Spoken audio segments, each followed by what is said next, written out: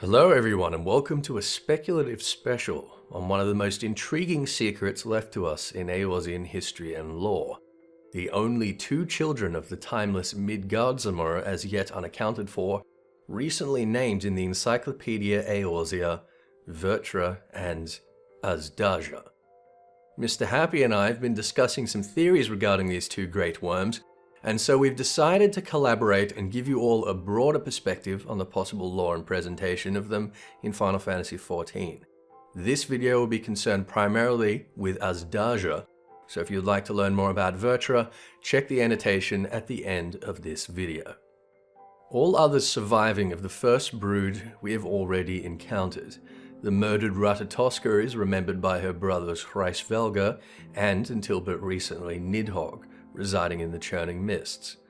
Bahamut and subsequently his twisted primal shade fell to the war machine of Allag at the height of the Third Astral Era, and his mate Tiamat remains chained and inconsolable in Azdaja even 5 millennia later. Many suspect, however, that Tiamat was not the only Great Worm held in Azdaja. Upon first reaching the Delta Quadrant during the main scenario quest of Heavensward, we learned that another mighty dragon broke free of its fetters 23 centuries ago, whilst the facility still slumbered. Omega Weapon was in Final Fantasy XIV constructed by the Allagan Empire to subdue Bahamut and presumably a good number of his worshippers, and Omega itself seems to be on the cusp of re-emerging as a threat to contemporary Eorzea. It was for this reason that I had speculated previously that the all but obligatory appearance of the dragon Shinryu in pursuit of Omega could be fueled by his desire for vengeance, having been this mysterious escapee from the Allagan facility. But it seems very unlikely now that Shinryu is involved in Allag's conflict with the dragons at all. Shinryu might appear as an offspring of Bahamut or Tiamat, but it would be strange for a worm so central and salient to the Final Fantasy mythos to be relegated thus, so I think it's safe to assume for now that if Shinryu exists in Hydaelyn's universe, it is not necessarily in relation to the brood of Midgardsormr. The unnamed dragon that escaped Azdaja must then be another, and I think there is good cause to believe that it was Azdaja. Firstly, although it is conceivable that it was not one of the Great Worms at all, it would take a creature of immense strength to free itself from binds of the same kind that still fetter primals, so the most likely culprits are the remaining Azdaja and Vertra. So why Azdaja and not Vertra? After all, they're basically clones of one another in Final Fantasy XI. Well, as many of you may know, whenever I hit a roadblock in the deduction of Eorzean lore, I like to turn towards the real historical and mythological concepts that inform and inspire the composition of the world of Hydaelyn, and it quite often pays off. At a glance, Azdaja seems to be a fairly vague reference, being the classical Persian word for a dragon or equivalent creature.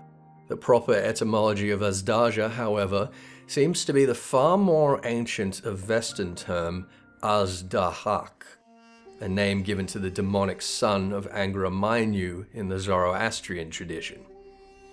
In Avestan, Azi means approximately serpent, and Dahaka either burning or massive, as interpreted by most of the philological accounts I could find. In any case, Azdahak, known in modern Persian as Zahak, is a monster to compete with any namesake of the other great worms. He was created by Angra Mainyu, the hypostasis of destruction and chaos, essentially the Zoroastrian zodiac. And after murdering the great king and hero Jamshid, he ruled Bapri, a land which modern Zoroastrians equated with Babylon, from an impenetrable fortress for 1,000 years. Whilst his story alone is fascinating, his placement in Mesopotamia and the mythologies of this region aligned closely with Tiamat and Bahamut, themselves figures of Near Eastern and Middle Eastern pre-Islamic religion, ostensibly influenced a great deal by the older Zoroastrianism.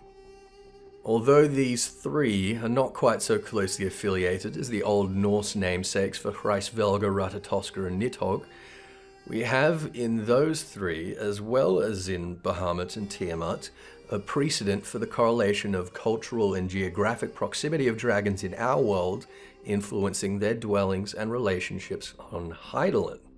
I don't think it unreasonable to suppose that this convention will continue to prove consistent. If it does, Azdaja is more likely to have been a denizen of ancient Mericidia than his counterpart Vertra, who is named after a Vedic serpent, appearing in ancient Hinduism.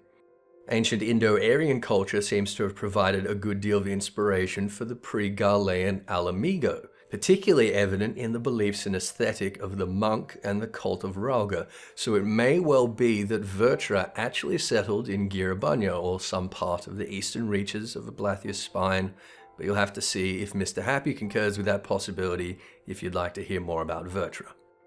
It may well be that following his escape, Azdaja fled to the sanctuary of his sibling. It may be that he is drawn to the reactivated Omega weapon as Shinryu would. In any case, it seems likely that we will learn more about, or perhaps even encounter, either or both of these two remaining worms at some point in Stormblood.